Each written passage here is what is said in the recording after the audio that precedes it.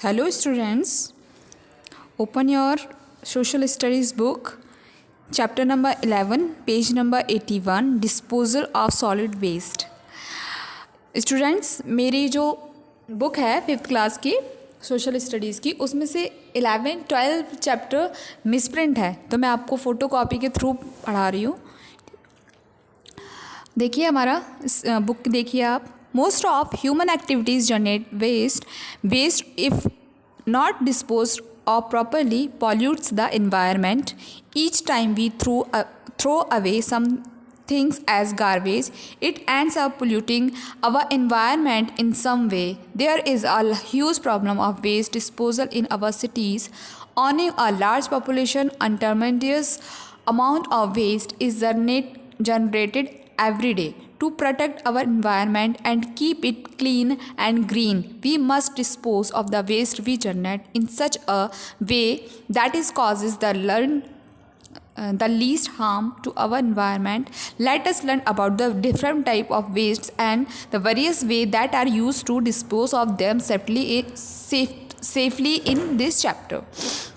बच्चों, जैसे कि हम जानते हैं कि हम दिन भर हमारे काम में दिन भर कुछ ना कुछ ऐसी चीज़ें होती हैं जो हमने, जैसे कि हमने कुछ चीज़ मंगाई बाहर से, हम सब्जियां लेकर आए, कोई भी चीज़ लेकर आए, तो उसका जो कचरा होता है वो हम फेंकते हैं। तो ज़्यादातर ये एक्टिविटीज़ होती हैं वो ह्यूमंस के द्वारा ही होती हैं, है ना। और जो चीज़ें पूरी तरीके से सड़ नहीं पाती हैं, गल नहीं पाती हैं, और वो हम क्या करते हैं, पॉलीथीन वगैरह को हम फेंक देते हैं बाहर। तो जिससे हम डेली का, ये हमारा काम होता है डेली का, हम अपने किसी न किसी वजह से, चाहे वो हमारे चाहें या ना चाहें, हम दोनों कारणों से अपने एनवायरनमेंट को पोल्यूट करते रहते हैं। ईच वी थ्रू हम कुछ ना कुछ अपने कचरे के डिब्बे में डालते ही रहते हैं, और यही हमारे एनवायरनमेंट को पोल्यूट करता है।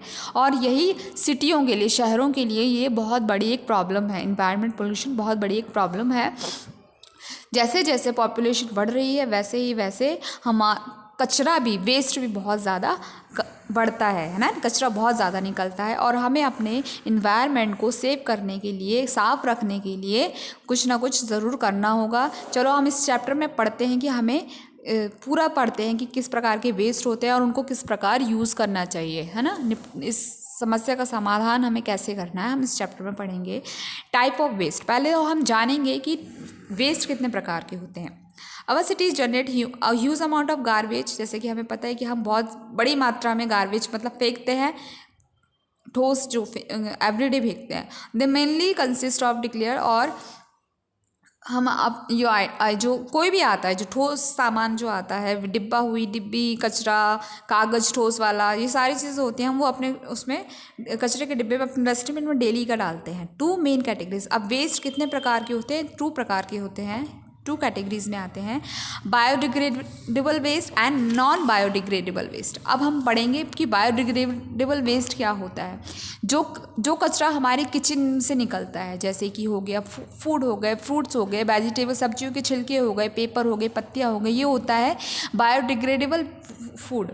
और ये क्या होता है, बहुत ईजीली क्या होता है, सड़ जाता है और मिट्टी में इसको मिला दिया जाता है। कुछ माइक्रो ऑर्गेनिज्म, बैक्टीरिया, फंगस वगैरह भी इसमें पाए जाते हैं, जो इजीली मतलब इसमें होते हैं, तो वो इजीली इस चीज़ को सड़ा देते हैं। एक होता है थिंग्स लाइक प्लास्टिक, सिल्वर और एल्यूमिनियम होता है, कैंस होते हैं, वो मोबाइल के पार्ट्स वगैरह हो गए, कंप्यूटर हो गया, वॉशिंग मशीन हो गया, ये होते हैं नॉन बायोडिग्रेडेबल वेस्ट, क्योंकि ये ईजीली सड़ते नहीं हैं, इनको सालों लग जाते हैं। सालों मतलब बहुत ज़्यादा, कुछ जल्दी, जो जिनका क्या होता है, साइज़ छोटा है तो कम, और मटेरियल का पर डिपेंड करता है कि वो कौन सा मटेरियल है। लोहा है तो जल्दी सड़ जाता है, एल्यूमिनियम है ना, तो ये सारी चीज़ें इसमें डिपेंड करता है। प्लास्टिक है तो हम ये पढ़ेंगे कि कौन सा कितने दिन में सड़ता है, मतलब वेस्ट जो हम जो फेंकते हैं उनको कितना टाइम लगता है डिकम्पोज होने में, सड़ने में कितना टाइम लगता है।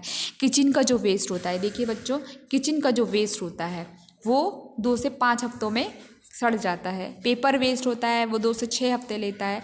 प्लाईवुड होता है वो 1 से 3 साल के अंदर ख़राब होने लगता है। एल्यूमिनियम कैन होते हैं, जो एल्यूमिनियम के, जो आप देखें सिल्वर जो होता है जिसमें कोल्ड ड्रिंक्स वगैरह पीते हैं उनको 80 से 200 साल लगते हैं।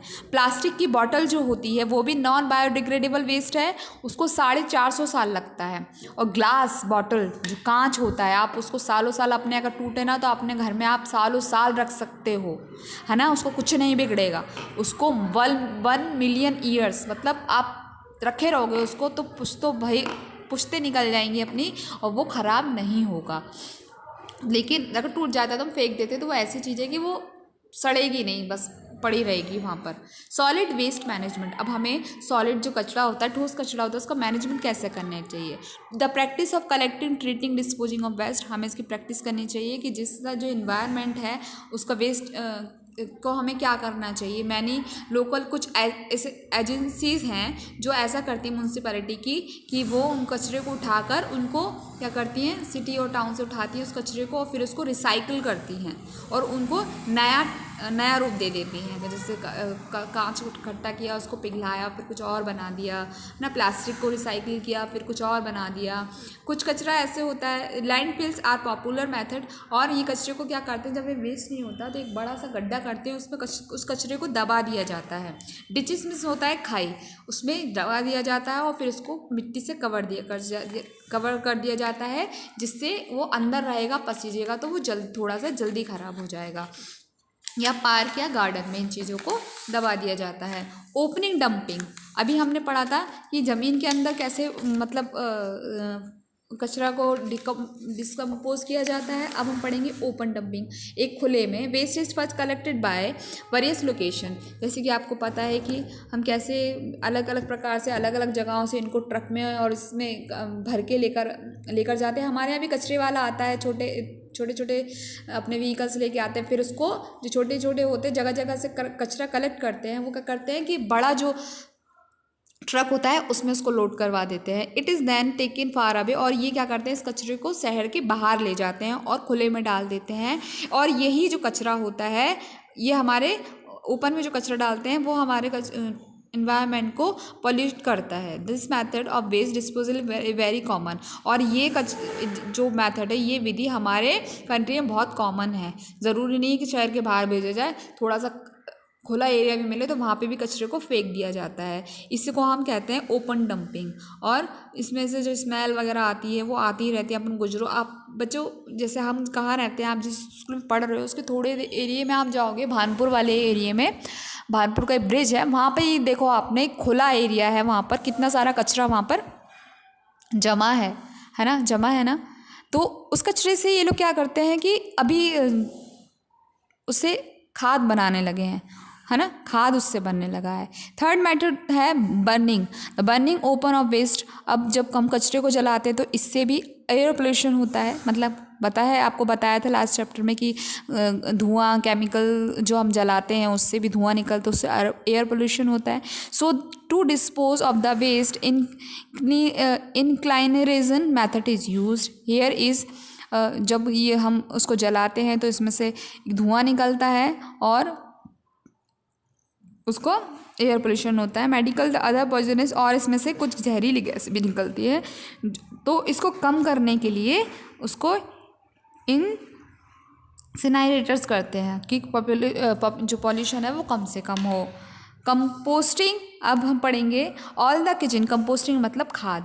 All the kitchen and biodegradable waste are collect, उसको कलेक्ट करते हैं, पुट इन और उनको बड़े बड़े कंटेनर में रखते हैं और फिर उसको इसलिए छोड़ देते हैं कि वो सड़ जाए। कुछ महीनों बाद जब इसको निकालते हैं, आफ्टर ए फ्यू मंथ, ये एक खाद के रूप में बदल जाता है जो पेड़ पौधों के लिए बहुत अच्छा होता है।